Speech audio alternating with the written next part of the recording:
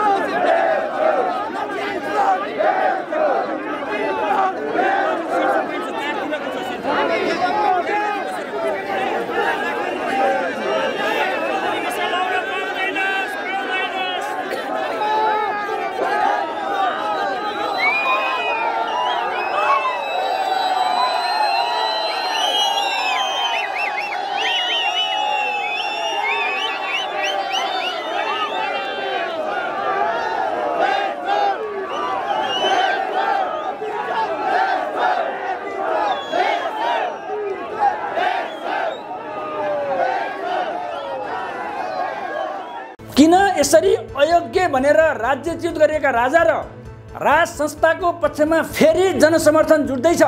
यस्तो हुनुको पछाडिको खास कारण के हो? यस्तो परिस्थिति सिर्जना हुनुमा को दोषी छ? किन गणतन्त्रप्रति जनताको वितृष्णा बढ्दैछ? आउनुहोस् यसका विषयमा एकैछिन जान्ने कोसिस गरौँ।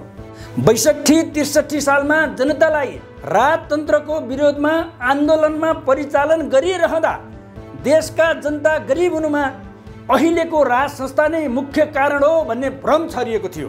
यस्ता आश्वासन पत्याएका जनता राज संस्थाको अन्त्यसँगै देशले विकासको गति लिन्छ, नेपाल र नेपालीको जीवनस्तर उठ्छ भन्ने दरिलो विश्वास र भरोसा लिएर ज्यानको प्रवाह नगरी परिआए देश र जनताका लागि गोली थाप्न तयार छौँ भन्दै सडकमा निस्किएका थिए। त्यसैको परिणामस्वरूप राज संस्था ढल्यो पनि अनि देशमा गणतन्त्र आयो। त्यत्रो त्याग र बलिदान दिएर ल्याएको गणतन्त्र 17-18 वर्ष पुग्दा नपुग्दै किन यसरी अलोकप्रिय बन्यो त? किन हिजो दुलोमा पसेर बसेका राजावादीहरू आज टुनीखेल र सिंहदरबार वरिपरि सिंह चाहिँ गर्जिएका छन् त? तपाईँहरू एकैछिन हिजो र आजलाई सरसर्ती तुलना गर्नुभयो भने यी तमाम प्रश्नको उत्तर सहजै पाइहाल्नुहुन्छ। मलाई लाग्छ यसको मूल कारण भनेको अहिलेको गणतान्त्रिक व्यवस्था नभएर गणतन्त्रका नाउँमा लुट्ने नेताहरू नै हुन्। हिजो जनतालाई गणतन्त्रपछि यसो र उसो हुन्छ, यस्तो र त्यस्तो पाइन्छ भनेर झुटो आश्वासन दिएका थिए।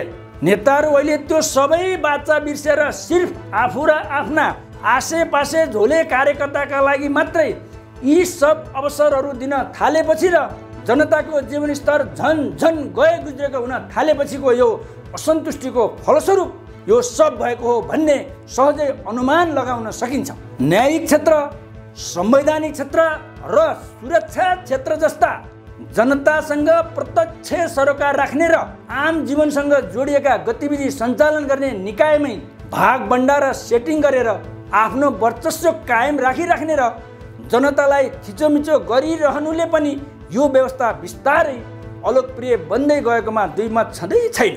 यस्तै 2046 सालमा बहुदल आएपछि राज्य सत्तामा बसेर देशको ढुकुटी रित्ताउनेहरूको प्रत्यक्ष र अप्रत्यक्ष संलग्नतामा लाउडा काण्ड, वाइट बडी जस्ता जहाज खरिद प्रक्रियामा अनियमितता गर्नु, ललिता निवास, गिरिबन्धु, चिया बगान, बाल मन्दिर र भुटानी शरणार्थीहरूलाई राज्यको संविधान र कानुन र अन्तर्राष्ट्रिय कानुनको समेत उल्लङ्घन हुने गरी बिक्री गर्नु, निर्मला पन्त जस्ता चेलीहरूले बलात्कारमा परेर हत्या हुँदा पनि न्याय नपाउनु, गरिब नेपालीलाई आफ्नो रगत पसिना बेच्न विदेश जाँदा समेत भिजिट भिसाको नाउँमा गृह प्रशासनको आडमा दैनिक जसो 50औं लाख अवैध असुली गर्नु, पोखरा, भैरवा जस्ता विमानस्थल र अन्य संरचनाहरू बनाउँदा अधिकतम लापरवाही र अरबौं भ्रष्टाचार हुनु, गणतन्त्रको नाउँमा मोहम्मद अफ्ताब आलम जस्ता दिउँसै जिउँदै 22-23 जना मान्छे निर्मम तरिकाले इट्टा भट्टामा जलाएर मार्नेलाई उन्मुक्ति दिनु, संघीयताको नाउँमा 3-3वटा सरकार पाल्न जनतासँग अत्यधिक कर उठाउनु, आफ्नो देशको उत्पादनलाई हौसला र प्रोत्साहन दिनुको सट्टा कमिसन र ट्याक्सको लोभमा परि विदेशी कम्पनी र वस्तुलाई बिना मापदण्ड देश भित्र्याउनु, देशमा बढ्दै गएको बेरोजगार रोक्न नसक्नु, अनि न्याय प्रक्रियामा पनि आफ्नालाई उन्मुक्ति र विपक्षीलाई छानी विभिन्न झुट्टा मुद्दा लगाएर जेल हाल्नु आदिले पनि गणतन्त्रको कार्यान्वयन र जनस्वीकार्यता कम भएको प्रष्टै छ। यसरी 36 वर्षदेखि एक छत्र राज गर्ने पार्टीहरूले अब नसुध्रिने र जनताका पक्षमा काम नगर्ने हो भने हामीले दृश्यमा देखाए जस्तै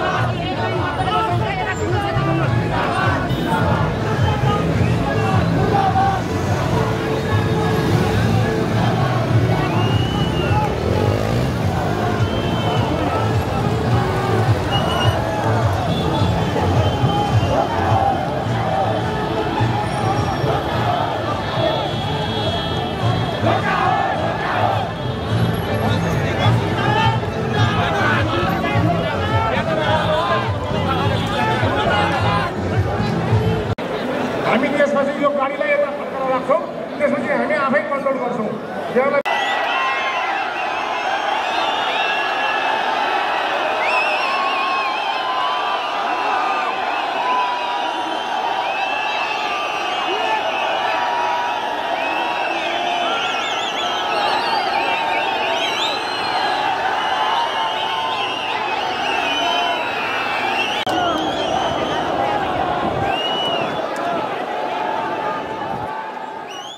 सयौं आन्दोलन दैनिक हुनेवाला छन्। अब राजतन्त्रको विकल्प देशमा अरू व्यवस्था देखिँदैन पनि त्यसैले अब गणतन्त्रवादी नेताहरू सच्चिने कि सकिने बेला भएको छ। नत्र यो व्यवस्थाको विरोधमा जतिखेर जे पनि हुन सक्ने प्रष्ट देखिन थालेको छ। सबैलाई चेतना भया। अर्को वर्ष मैले माथि भनेका गहन विषयमा उल्लेख्य प्रगति भएको डेटा हेर्दै खुसी साथ गणतन्त्र दिवस मनाउन पाइयोस्। यति भन्दै आजलाई यस न्युज अपडेटबाट बिदा लिन्छु। नमस्कार।